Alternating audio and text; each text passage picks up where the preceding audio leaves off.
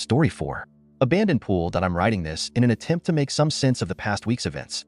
For some background to this story, I am a former competitive swimmer as well as having been a coach for a short period of time. In addition to this, I have a general interest in urban exploring. One of my friends, who for anonymity's sake I'll refer to as John, is an avid urban explorer.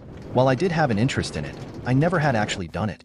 John, on the other hand, seemed to go out nearly every weekend exploring abandoned places. I was no stranger to his stories of creepy encounters and met them with a reasonable sense of skepticism. It was Saturday roughly 5 weeks ago when I was drinking with John and a few other friends.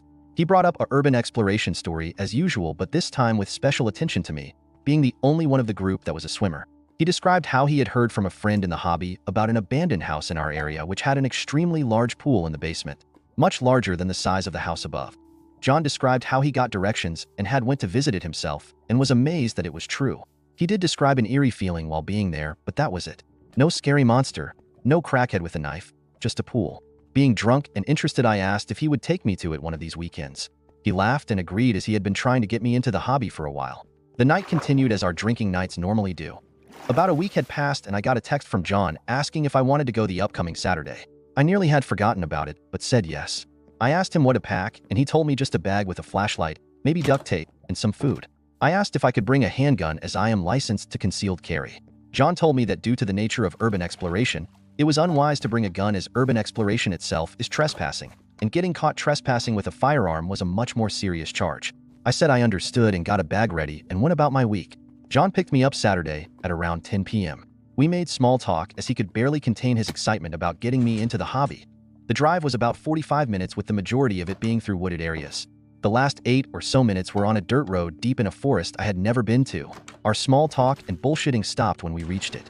A clearing in the forest holding one abandoned house. It was pitch black outside, and as a result the house was only illuminated by the headlights of John's Jeep. I stared at it for a few seconds before John snapped me out of it by saying, "There she is?" I looked at him and chuckled. We got out of the car with our bags and holding our flashlights. The house was definitely abandoned, some windows having been boarded up. It looked like a typical 2-bedroom home, just neglected. John told me that the way in was through the back door. I followed him until we reached it and opened it. The house was as dark as the outside forest around it. Oddly enough though, the house was entirely empty, clean barring the dust. The walls were entirely bare. No stains, no pictures, nothing on the countertops. The furniture was also removed. This was odd to me, as I had imagined abandoned homes to be cluttered messes. Before I could make a comment about it, I heard John's voice saying, "The basement is this way." I followed him to the door with the stairs leading down. I stopped at the top of the stairs expecting to feel some sense of dread. There was none. We descended the stairs for what felt like an eternity, and what I saw had amazed me. He was right. In front of my eyes was a massive pool, rough 50 meters long with enough width for 20 lanes. The floors were tiled, and there even stood a lifeguard chair. I was too busy being in awe of the size of the pool that I didn't even notice the lights were on until John made a comment about it. Pretty crazy how none of the lights upstairs work, but down here they're on full blast. I looked up and noticed incredibly high ceilings with functioning lights running the whole length of the pool. This facility was large and nice enough to make other natatoriums I had been to seem tiny. I couldn't understand why this would be under a regular house, why the power was on for only this part, why the water looked crystal clear and maintained. I asked John, "What the fuck is this place? Does some team practice here and use it?" He returned my question with, "No idea. I can't find anything about this place online." The guy who told me about it said he heard about it from a guy who heard about it from a guy, but nobody knew anything except the location. We continued to walk along the pool deck when I stopped to look at my reflection in the water. I stopped and stared and felt an urge to jump in, to touch the water. I started to squat down when John yelled back, "Stop." The guy before me said not to go into the water ever. I asked him why, and he again returned my question with, "I have no idea, just what he heard from the guy before him," and so on. I stood up, but the urge to jump in and touch the water never left me as we continued walking. We explored storage rooms, a lifeguard room, and even locker rooms, all entirely empty yet clean. When we were going through the locker rooms, I stopped to look in one of the mirrors and saw my reflection. I stared for a few seconds before blinking, and my reflection changed. I was the same, except it was as if I had been dunked underwater, my hair and clothes soaked. I nearly jumped in shock, and when I blinked again, my reflection was back to normal. We quickly finished exploring the locker room and wrapped up our trip. As we walked back to the stairs, we talked about how cool the spot was and how odd the nature of it was. As we got closer to leaving, the urge for me to jump into the water climbed, but I did my best to ignore it. Oddly enough, once we reached the stairs and my foot left the tile floor, the feeling subsided entirely, almost like it switched off. We left the house and got back into John's Jeep. As we drove back to my house, I was filled with so many questions. John dropped me off. I thanked him for taking me out and he left. When I got inside, I went at Googling anything I could about a pool in the area with no relevant results. I decided to drop the search for answers for the time being, but the pool stayed in my mind. I went back to it on my own the next day. I didn't tell John. I don't know why. I got to the house and went to the back door. The house remained unchanged. I descended the stairs, and as soon as my foot touched the tile floor of the pool deck, the urge to jump in returned, stronger than before. I walked along the pool and just took it all in. About 30 meters down the length of the pool, I heard something. On the wall to my right. It sounded like a tapping noise. I put my ear to the wall, and as soon as I did, a loud bang came from the other side, causing me to fall backwards. I shot my foot back to catch myself. I looked back and noticed how close I was to falling in. I laughed it off but couldn't shake the feeling to just touch the water. I leaned closer to the pool, and a single drop of condensed water from the ceiling fell. It hit the pool with an abnormally loud noise, and the pool water ever so gently splashed onto me. I collected myself and kept walking. I stayed for about 10 more minutes, and then when I leave, I got to the stairs, I heard something that was new to the pool. A voice. It was soft, almost like I imagined it, but I could have sworn it said come back. I left, and again as my feet left the pool deck to ascend the stairs, the feeling to jump in left me. The drive home started normally, but about 10 minutes into the drive I got a text from John. It read, "Return to myself." I texted him back asking what? And after a few minutes of no response, I called him. He greeted me as usual and I questioned his text. He said he had no idea what I had meant, even sending me a screenshot of his text with me showing no message that I described. I hung up and pulled over on the dirt road with a feeling of dread in my heart, trying to rationalize the events. I sat there for a few minutes before driving home. I drank to calm my nerves and went asleep. I left the pool alone for more than a few days. I was fine for the first few days, zero issues. It was 4 days into this that I had started to hallucinate. I would look at any collection of water and begin to hear a voice. By collection of water, I mean anything. A puddle, leftover water in a bowl in my sink. The voice itself first came to me as I was outside and happened to be looking at a puddle. It was both angelic and horrifying. A perfect mixture of serenity and uneasiness. The voice spoke and said, "A horrible future awaits ye if thou shalt deny me." I stood frozen in fear, mesmerized and terrorized by the voice that occupied my mind. It spoke again. "Your new self lies with me." I snapped out of my state of frozen terror and ran. I ran and ran until I couldn't anymore. Whatever street I was on did not matter. I stopped and cried. I sobbed for a while before collecting myself and continuing with my day. The next occurrence was 2 days later. I was taking a shower, and when I looked at the floor of my shower, I was captivated. A sense of bliss overcame me. As I looked down at the puddle, I saw a landscape that I can only describe as idealistic.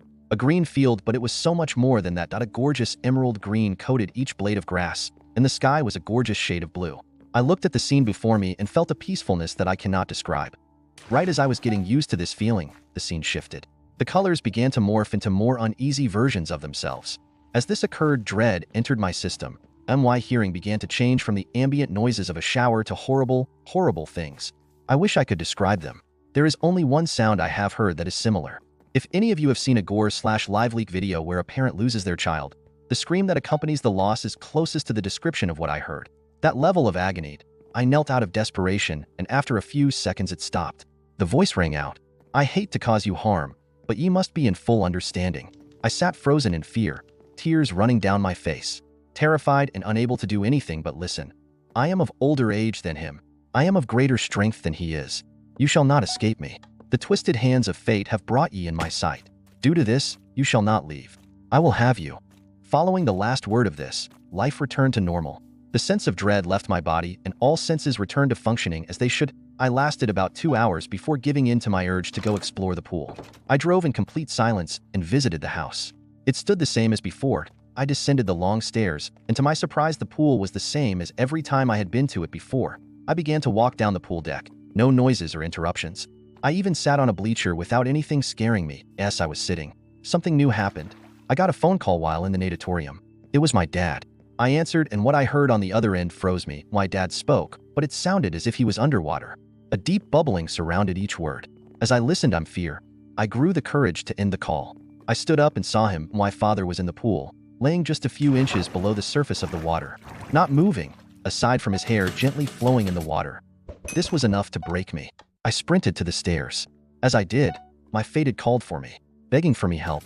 His voice sounded so real. It had agony in it, begging me to pull him out. As I got to the stairs and touched the first step, it didn't stop. My usual safe zone was gone. It took until I got to step 3 for everything to stop. I booked it up the stairs and drove home sobbing.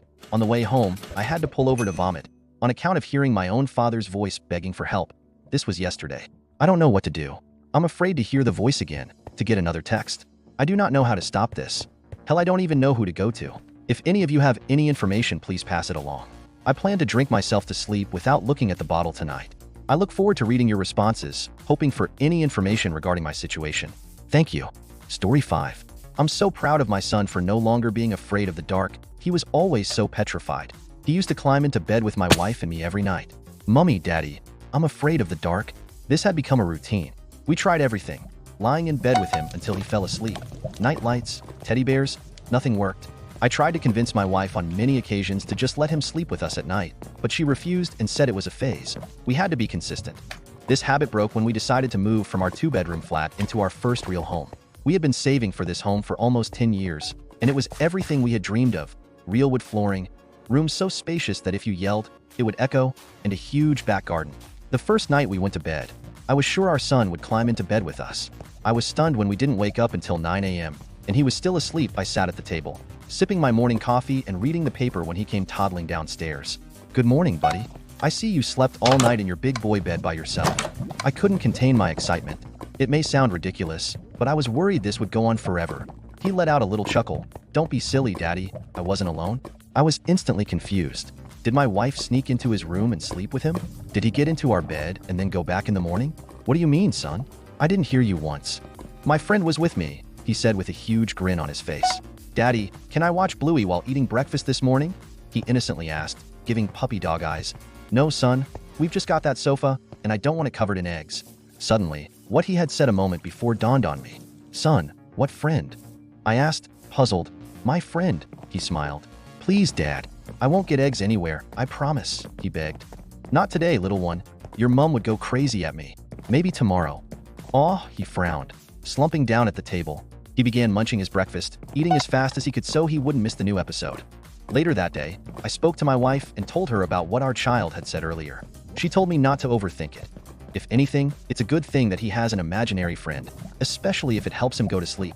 I agreed and continued with his bedtime routine. I couldn't believe it when I woke up, and he wasn't sandwiched between us for the second night in a row. Again, I went downstairs to have my coffee and read my newspaper. Suddenly, he came flying down the stairs. Daddy, can we go to the park today? He said, as if he had just come up with the greatest idea ever. Of course we can. I laughed slightly, especially since you slept all alone again. He looked at me, confused. Daddy, I've told you, I'm not alone. My friend is with me. I decided to entertain him. Oh yeah? What does this friend look like? His face brightened up again. I can't see much of his face because he only comes out of the wardrobe when it's dark. He has a big smile and long fingernails.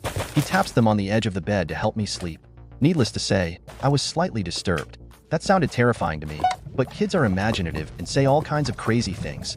Wow, he sounds cool. What's his name? He told me not to tell you, he sang in a cheeky way, as if he thought it was funny that I wasn't allowed to be in on the secret. Come on, tell me, and I'll let you watch Bluey while you eat your breakfast today. I smirked, thinking I had won the war. Really? He exclaimed. Then suddenly, he paused. His face went blank. He turned around and looked towards the ajar coat room that was in the hallway separating the kitchen and living room. He turned back around, lowered his head. I can't tell you, Daddy, he said, sounding rather disappointed. He hopped up to the kitchen table, looking defeated, and started eating his toast. I won't lie, I got kind of freaked out. I peered into the hallway, into the cloakroom. Nothing seemed amiss. It was dark, as it needed a light bulb, but nothing out of the ordinary. My wife's words ran through my head. This was a good thing. That night, he was rather tuckered out from his day at the park. My wife and I were excited to have a full night together, and we're going to make the most of it, eating junk food in bed while watching a movie, something we hadn't been able to do since our son was born. Suddenly, all the fizzy pop hit me, and I got up to go to the bathroom. I hopped out of bed and made my way to the bathroom. I thought maybe I'd check on our little man and his friend on the way. I placed my hand on the doorknob, and my blood ran cold. Before I got a chance to open the door, I heard tap, tap, tap. It sounded just like nails on wood. I froze, my heart thumping wildly in my chest. The sound was unmistakable. A slow, deliberate tapping, like fingernails drumming against the wooden bed frame. My hand trembled as I finally mustered the courage to turn the knob and push the door open. The room was bathed in a soft, eerie glow from the nightlight. I scanned the room quickly, my eyes darting to the wardrobe first. It stood slightly ajar, casting a long shadow across the floor. but it was the bed that held my attention. There he was, my son, sound asleep, a peaceful expression on his face. But the tapping continued, rhythmic and persistent. I swallowed hard and took a cautious step towards the wardrobe, my mind racing with every conceivable explanation. Perhaps it was a branch tapping against the window, or maybe a loose floorboard. I needed to see, to reassure myself that it was nothing more than a child's vivid imagination. With each step, the tapping grew louder, more insistent. I reached out and pulled the wardrobe door open, expecting to see nothing but a collection of small clothes and toys. Instead, my breath caught in my throat. The wardrobe was empty, save for a few hangers swaying slightly, as if disturbed by a breeze. And then, a chill ran down my spine. From behind me, I heard a soft, almost inaudible whisper. I told him not to tell you. I spun around, my heart pounding so hard I could hear it in my ears.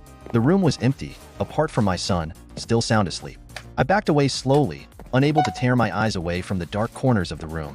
It felt as though something was watching me, something unseen and sinister. I closed the wardrobe door firmly, trying to steady my breathing. Just then, my son stirred and opened his eyes, looking straight at me. "Daddy," he murmured sleepily, "my friend says you shouldn't be here." I forced a smile, my voice trembling. "It's all right, buddy. Go back to sleep." He nodded and closed his eyes again, a serene smile on his face. I backed out of the room, closing the door behind me as quietly as possible. As I stood in the hallway, the tapping came to a halt. I hurried back to our bedroom, my mind racing. My wife looked up from her book, concern etched on her face. "Everything all right?" she asked. I nodded, though I was far from convinced. "Just a branch against the window," I lied, trying to convince myself as much as her. But as I lay down next to her, I couldn't shake the feeling that something was terribly wrong. The house, which had once seemed so perfect, now felt ominous and foreboding. And the words of my son echoed in my mind. I wasn't alone. As I drifted off to sleep, I couldn't help but wonder about the friend who only came out of the wardrobe when it was dark, with a big smile and long fingernails. The friend who tapped on the edge of the bed to help him sleep. And for the first time since I was little, I found myself petrified of the dark. Suddenly, a creak of the wardrobe sounded. My eyes snapped open to stare at the ceiling.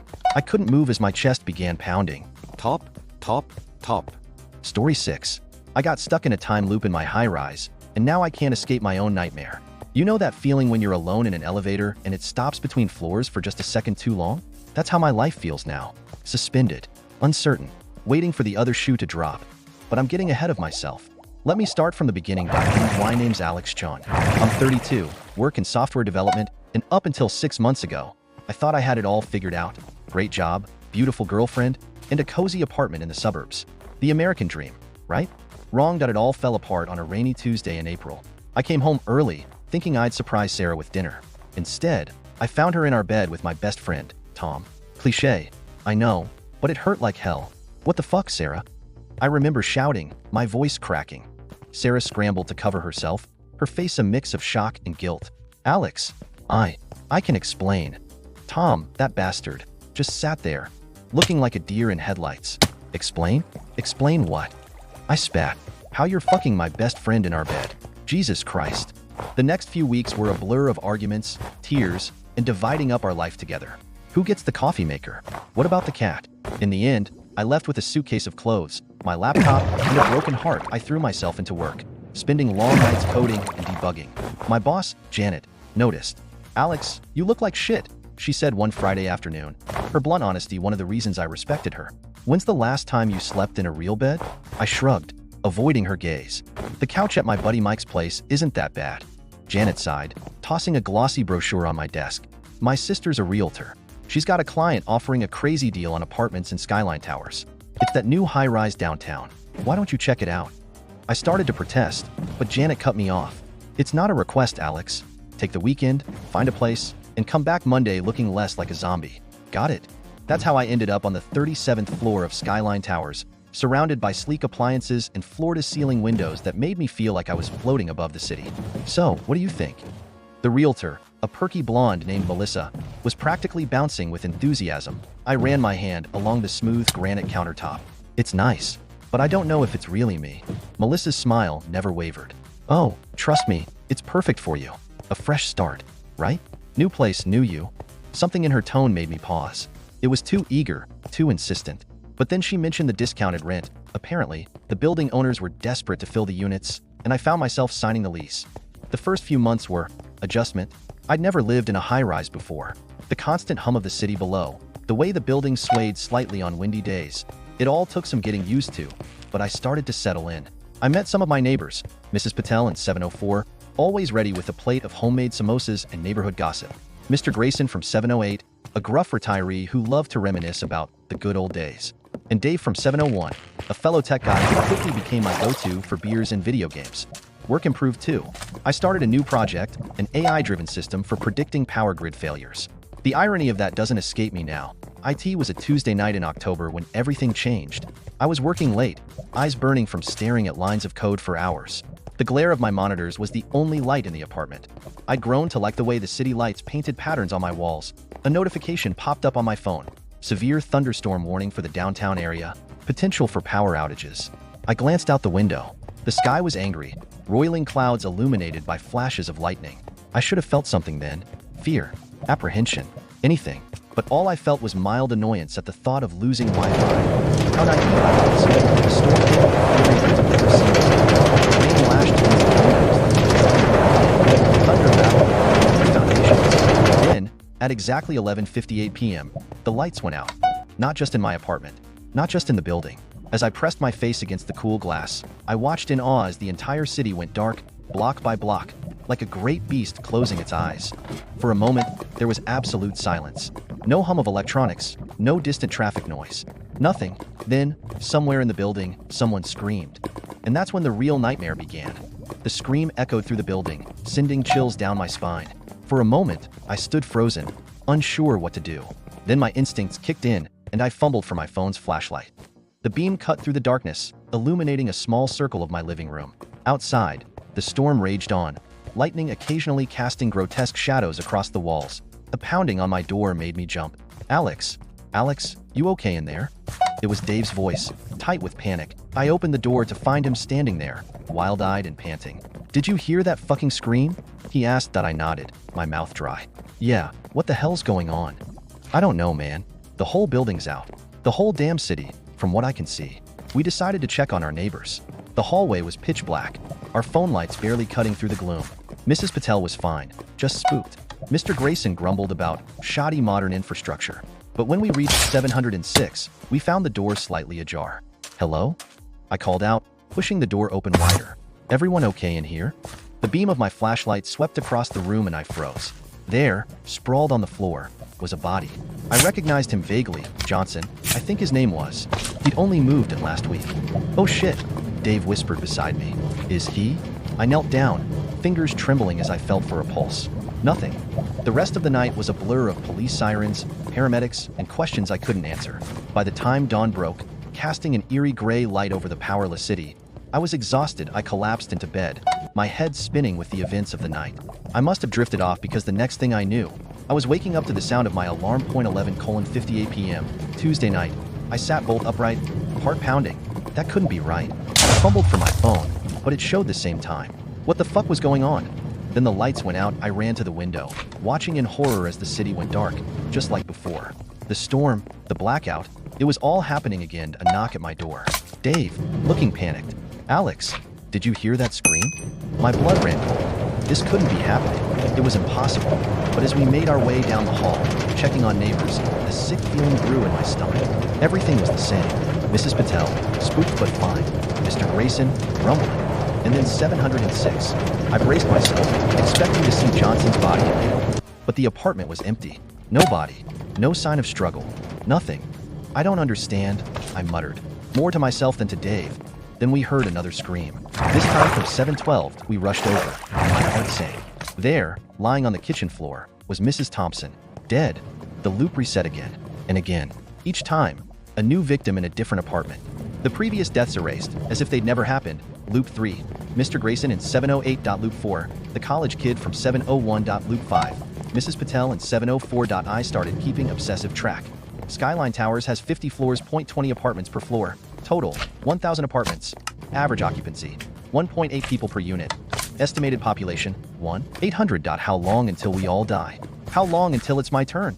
I scribbled calculations on the walls of my apartment, the numbers a lifeline to rationality in this sea of madness. Loop 6, Dave in 705.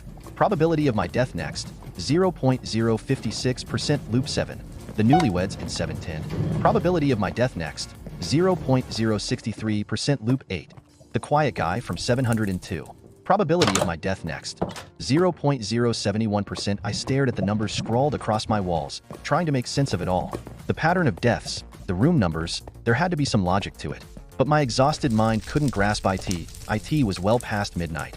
Not that time meant anything anymore. When I finally collapsed into bed, sleep came quickly. A blessed escape from the nightmare my life had become. Thump. My eyes snapped open. For a moment, I lay perfectly still, straining my ears. Thump. Thump. It was coming from the hallway. Slow, methodical, like someone or something was walking with great difficulty. Then came the laughter. It started low, almost inaudible. A chuckle that grew into a giggle, then erupted into full-blown hysterical laughter. The sound sent ice through my veins. I knew that laugh. Mrs. Patel. But Mrs. Patel was dead. I'd seen her body with my own eyes, just 2 loops ago. Trembling, I crept to my door and pressed my eye to the peephole. The hallway was dark, but I could make out a figure shambling past. It moved jerkily, like a puppet with half its strings cut. Then it turned, and I had to bite back a scream. It was Mrs. Patel, but not the kind, samosa baking Mrs. Patel I knew. Her skin was pale, almost translucent in the dim emergency lighting. Her head lolled at an unnatural angle, and her eyes, God, her eyes were black pits, reflecting no light. She shuffled closer to my door, and I saw her hands. The fingers were bloody, nails torn and ragged. As I watched in horror, she began scratching at the door across the hall, leaving crimson streaks on the wood. Come out, she sing-songed, her voice a horrific parody of her usual gentle tone. Time to play. I stumbled back from the door, my heart pounding so hard I thought it might burst from my chest. This couldn't be real. It had to be a nightmare. But the sounds from the hallway continued. More thumps, more voices. I recognized Mr. Grayson's gravelly baritone, now twisted into a guttural growl. Dave's laugh, once warm and friendly, now a high-pitched cackle that set my teeth on edge. The dead were back.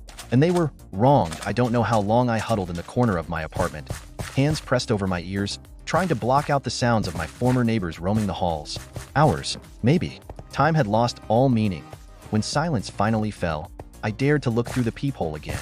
The hallway was empty, but the evidence of the night's horrors remained. Scratch marks on doors, smears of what looked disturbingly like blood on the walls. The loop reset once more. I knew things had changed irrevocably. This wasn't just about solving the pattern of deaths anymore. Now, I was in a race against time to break this cycle before I joined the ranks of the walking dead outside my door. I turned back to my calculations with renewed desperation. The room numbers, the order of deaths, it had to mean something. As I mapped out the pattern, a thought struck me. What if the numbers weren't just room identifiers? What if they were coordinates? Or a code? With shaking hands, I grabbed a fresh sheet of paper and began to work. Somewhere in this twisted puzzle was the key to our salvation. I had to find it. The next loop was approaching. Who would be next? And more importantly, could I finally break this cycle of horror before we all ended up dead? Or worse, before we all came back? The realization hit me like a punch to the gut. My room was next. The familiar darkness of the loop's reset engulfed me. I made a split-second decision. I couldn't be here when death came knocking. I slipped out of my apartment and into Mrs. Thompson's place across the hall. She'd been one of the first to go, and her door had never been locked since. I huddled in her bathtub, heart pounding, waiting for the inevitable scream that would signal another death. But it never came. Instead, the hallway erupted into chaos. Howls of rage echoed through the building, punctuated by the sound of fists pounding on doors. The shambling footsteps I'd grown accustomed to transformed into a frenzied sprint. They knew. Somehow, they knew I'd cheated death. As dawn broke, the sounds faded, but the implications of what had happened kept me rooted to the spot. If they got this angry when I skipped my turn, it meant I was the first to survive, the first to break the pattern. But I couldn't stay in Mrs. Thompson's forever. I had to find a solution, and fast. When the next loop hit, I repeated my trick, this time hiding in Dave's old apartment. The reaction was even more violent. The entire building seemed to shake with their fury. I heard wood splintering as they began to break down doors. It was only a matter of time before they got to me. With the coming of daylight, I steeled myself and stepped out into the hallway. I had to explore, to find answers before it was too late. The stairwell was a nightmare of smeared blood and scratch marks. Each floor I descended was worse than the last. By the time I reached the lobby, my shoes squelched with each step. And then I saw them. A group of maybe 20 or 30 of my former neighbors stood in the reception area. Mrs. Patel, Mr. Grayson, Dave. All of them staring at me with black, empty eyes and wide, unnatural smiles. They didn't move, didn't attack, just watched. I took a hesitant step forward. Their heads snapped in unison to follow my movement, but they remained rooted to the spot. Another step, still no attack, but a low growl began to build, like the rumble of an approaching storm. Dark fluid, too thick to be saliva, too dark to be blood, began to drip from their mouths as I inched closer to the main doors. Their growls grew louder, more frenzied. Then, as I reached for the handle, they moved. A single, lightning-fast step forward, in perfect synchronization. A warning. There was no escape that way. Panic rising in my throat, I turned and ran back to the stairs. I had to find help, find someone. Anyone who might have answers. Floor after floor, I pounded on doors, screaming for help. I heard sobs behind some, hysterical laughter behind others. But no one would open up. Finally, exhausted and desperate, I found myself on the 50th floor. The penthouse level. Massive, reinforced doors lined the hallway. The kind of security only the ultra-wealthy could afford. I collapsed against one, sliding down to sit on the floor. Tears streamed down my face as the hopelessness of the situation crashed over me. Then, impossibly, I heard a click. The door behind me swung open, and I tumbled backward, looking up into the face of a woman about my age. Her eyes were red-rimmed but alert, scanning the hallway before quickly pulling me inside and slamming the door shut. "Are you bit?" she demanded, keeping her distance. I shook my head, still too shocked to speak. "Good," she said, visibly relaxing. "I'm Emma. Room 1000. Alex," I managed to croak out. How are you still okay?" Emma's face darkened. "I'm not fucking okay. None of us are okay. But I'm alive, if that's what you mean." She paused, studying me. "You're the one who broke the pattern, aren't you? That's why they're so pissed off." I nodded, and in a rush, told her everything I knew, everything I'd experienced. She listened intently, occasionally nodding as if confirming her own observations. When I finished, she was quiet for a long moment. Then she said, "There's something you need to see." Emma led me through her sprawling penthouse to a set of stairs I hadn't noticed before. "Private roof access," she explained as we climbed. "One of the perks of paying an obscene amount of money to live in a glass box in the sky." As we stepped out onto the roof, the full horror of our situation hit me like a physical blow. The city was dark, not just without power, but consumed by an unnatural, oppressive blackness. It was as if all light, all life, had been sucked out of it. And in that darkness, I could see movement. Vast, shadowy forms shifting and writhing, their edges blurring into the night. What the fuck are those things?" I whispered, unable to tear my eyes away from the nightmarish scene. Emma's voice was barely audible over the wind. "I don't know, but I think they're what's causing this. And I think they're hungry." As if in response to her words, a chorus of howls rose from the streets below. The things in the darkness seemed to pulse with anticipation, and I realized, with a sickening certainty, that our little time loop, our little game of death in Skyline Towers, was just the beginning. The real horror was out there, waiting for us. Time became a strange, fluid thing. The loops continued, but Emma and I found a rhythm. We'd spend our nights in her penthouse, the reinforced door our only protection against the horrors outside. During the day, we'd explore the building, searching for answers, for other survivors, for anything that might help us understand what was happening. The one silver lining to this nightmare was that with each reset, the rooms returned to their original state. Food, water, supplies, all replenished. It was a small comfort, knowing we'd never starve. But as Emma pointed out one night, her voice barely a whisper in the darkness, what good is food if we're just waiting to die? As days turned into weeks, Emma and I grew closer. Maybe it was the shared trauma, the knowledge that we only had each other. Or maybe it was just human nature, reaching out for connection in the face of unimaginable horror. Whatever the reason, I found myself falling for her. Her strength, her dry humor in the face of our grim reality. The way her eyes still held a spark of hope even as the world crumbled around us. It started with small gestures. A lingering touch, a comforting embrace that lasted a little too long. Then, one night, after a particularly harrowing close call with the creatures outside, we found solace in each other's arms. In those moments of passion, we could forget the horror surrounding us. It became our escape, our way of affirming that we were still alive, still human. We counted 36 loops, each one bringing new horrors, new losses. We watched as floor by floor, room by room, our neighbors succumbed to whatever force was consuming our world. And through it all, our bond